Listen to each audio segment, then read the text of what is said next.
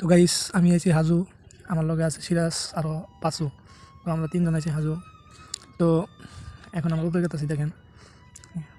তো আটতে আটতে আমাদের আর আটটার মধ্যে আমরা তো উপরে উঠতেছি, এরকম আব্বার নাকি সহ্য হয় না।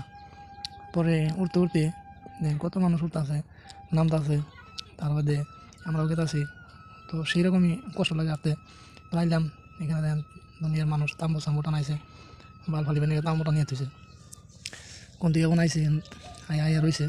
তো আজকে কয়দিন ধরে যাইছে ভালোই, মানে বাড়ি ঘর উঠিয়ে রয়েছে, দুতরা সুতরা নিয়ে বাল ফালিয়ে বানিয়েছে। তো এই যে একদমে পানির বোতল নিয়ে ঘুরতেছে, এখানে দেখেন পানি ব্যস্ত আছে, চা ব্যস্ত আছে। আর এই যে পেপারগুলো 20 টাকা 30 টাকা করে বেঁচে এখানে কিনে কিনে নেমেছে রাস্তায় রয়েছে। আরও এই জায়গাতে আছে আমি উপরে। তো দেখেন এখানে আন্টি টান্টি আগর বাগর আলবাল নিয়ে বই রয়েছে। তো ভালোই বেচা কিনি। তো এখানে দেখেন এই যে মশলার মধ্যে গান চলছে।